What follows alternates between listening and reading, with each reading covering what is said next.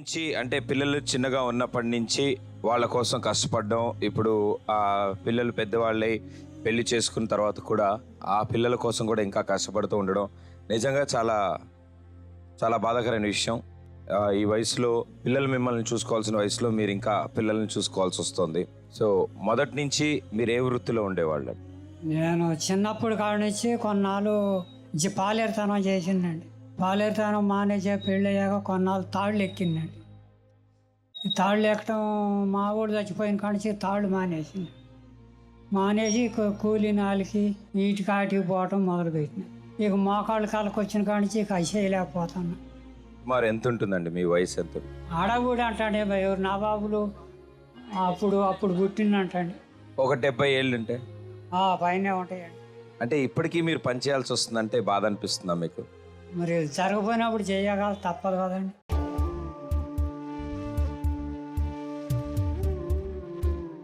వీళ్ళ పని చేయలేరు, ఇటని పోతే కదిలిపోతే ఇంట్లో ఇయ్యాల, ఇస్తే కానీ ఆ కోట బియ్యం రేషన్ బియ్యం తీసుకొని తింటున్నాం. వీళ్ళు మాట్లాడుతుంటే అంటే వాళ్ళ ప్రస్తుత పరిస్థితి కూడా వాళ్ళు చెప్పుకోలేకపోతున్నారు. ఏం జరుగుతోందో వాళ్ళ లైఫ్లో మనకి ఎక్స్ప్లెయిన్ కూడా చేయలేకపోతున్నారు, మాట్లాడలేకపోతున్నారు. ఆ కూలి పనికి వెళ్ళగలిగే అంత బలం ఉన్న రోజు వెళ్తున్నారు, లేని రోజు వెళ్ళలేకపోతున్నారు. ఆ అబ్బాయి 9వ క్లాస్ చదువుతో కూలి పనికి వెళ్తున్నాడు. వీళ్ళు ఒక పిండి గిన్నె నడపగలుగుతారని నాకే అనిపిస్తోంది. ఎందుకంటే ఆ ఊర్లో ఉన్న వాళ్ళందరూ వీళ్ళ దగ్గరికి రావాలి, పిండి ఆడించుకుని వెళ్ళాలి. అప్పుడు కానీ వీళ్ళకి ఆదాయం రాదు. అంటే ఇప్పుడు పిండి గిర్ని కావాలి అని అంటున్నారు. అంటే మీకు పిండి గిర్ని కావాలని ఎందుకు అనిపించింది? అదే నడుపుతున్నా అంటున్నారు. అదైతేనే ఇంటి దగ్గర ఉండి చేసుకోగలరని. ఇంటి దగ్గర ఉండి చేసుకోగలుగుతారని అంటే ఇదివరకు మీకు ఏమైనా అలవాటు ఉందా? ఆ మెషిన్ ఎలా వాడాలి, పిండి గురించి కానీ దాని గురించి కానీ ఏమైనా అలవాటు ఉందా? ఉంది. ఇదివరకు ఎవరైనా పని చేశారా అందులో? మా చుట్టాలకు ఉంది. వాళ్ళ దగ్గర నేర్చుకుంటే మీరు అప్పుడు దాన్ని మళ్ళీ వాడడం ఎలా అనేది తెలుస్తుంది మీకు. సో అంటే ఇప్పుడు అమ్మ కూడా ఏం చెప్పలేకపోతున్నారు. నాన్న ఉన్నప్పుడు పరిస్థితులు ఎలా ఉన్నాయి మా ఇంట్లో? నాన్న ఉన్నప్పుడు నెల పింఛన్ వచ్చేది, అలాగే గడుచుంది. ఇప్పుడు నాన్న లేడు, చనిపోయారు. డబ్బులు లేకే చనిపోయారు. షుగర్కి 2 లక్షల పైన అయినాయి డబ్బులు. ట్రీట్మెంట్ చేయించుకోలేకపోయారు, బతికించుకోలేకపోయారు.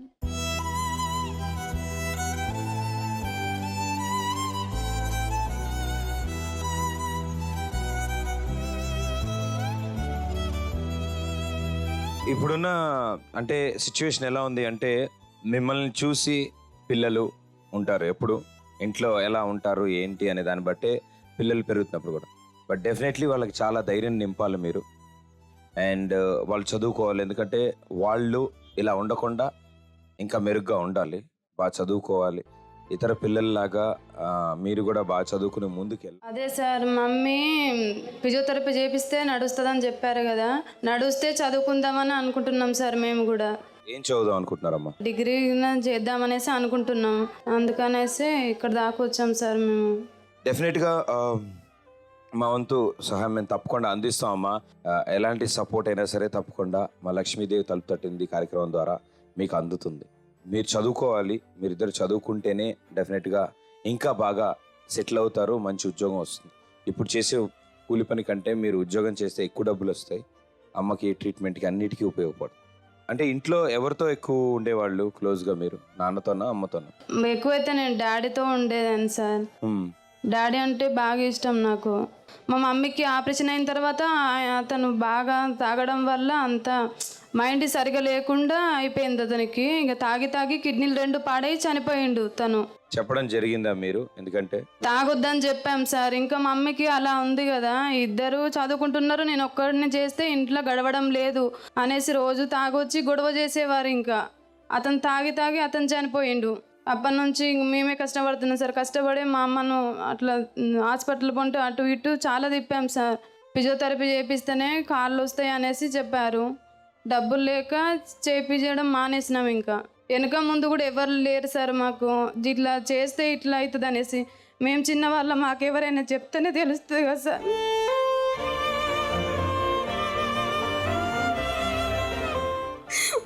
అందరు వదిలేసారు. చుట్టాలనే వాళ్ళు కూడా ఎవరు రావట్లేదు సార్. మేము మంచిగా ఉన్నప్పుడు అందరూ వచ్చేవారు. ఇప్పుడు మా మమ్మీకి ఇలా అయ్యి మా డాడీ చనిపోయినాక మమ్మల్ని ఎవరు పట్టించుకోవట్లేదు సార్. మా పరిస్థితి చాలా దారుణంగా ఉంది సార్.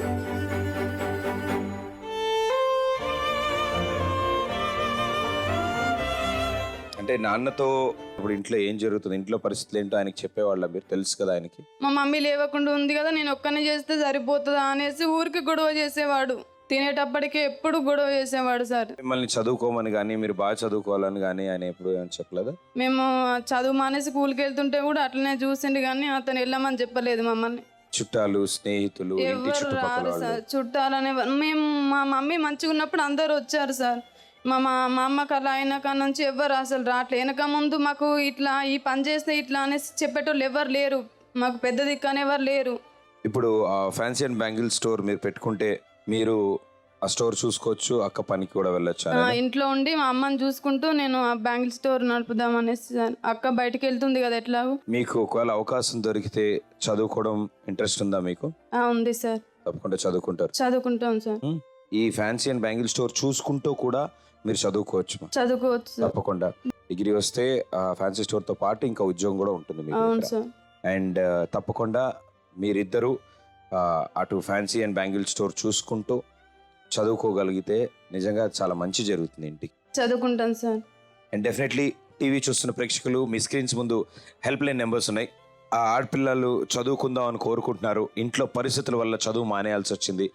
సో వాళ్ళ ఎడ్యుకేషన్ గురించి గాను, పుస్తకాలు, బట్టలో ఏదో ఒక విధమైన సపోర్ట్ మీరు అందిద్దాం అనుకుంటే వాళ్ళకి తప్పకుండా హెల్ప్ లైన్ నెంబర్స్ కాల్ చేయొచ్చు. అండ్ డెఫినెట్లీ ఇక్కడున్న వాళ్ళు ఎవరైనా కూడా వాళ్ళకి సపోర్ట్ చేద్దాం అనుకుంటే తప్పకుండా చేయొచ్చు.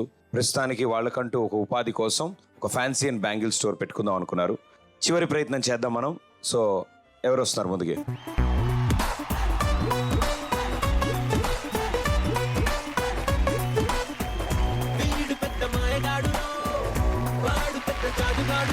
డాన్సు, పాటలు, డైలాగు ప్రిపేర్డేనా? ప్రాక్టీస్ చేసుకోండి.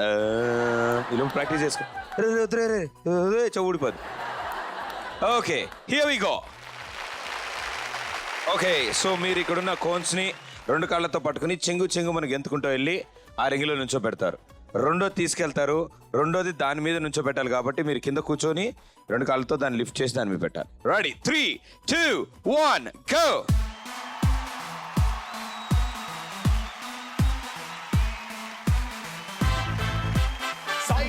Side, please.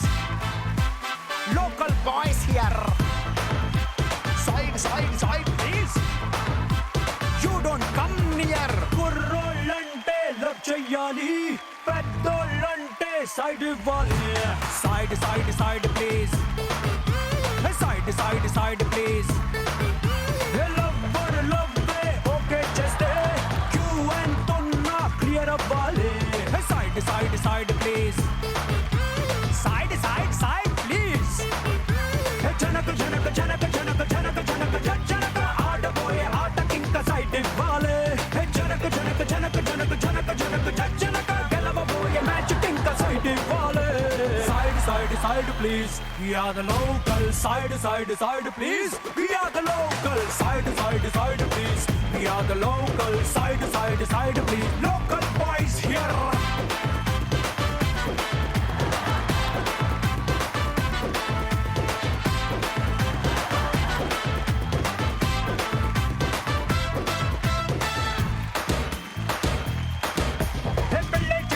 పిల్లకి ఇష్టం లేకున్నా వెళ్ళి చూసాడు, పాపకి స్మైల్ లేదన్నా.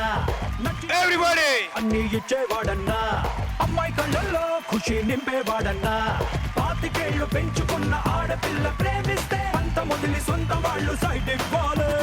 అమ్మ ఒడి, నాన్న ఒడి, గొడవ పడి వదిలేస్తే జంటలు. ఈయనకి బాగా ప్రాక్టీస్ ఉన్నట్టుంది. Side, please. We are the local. Side, please. We are the local. Side, please. We are the local. Side.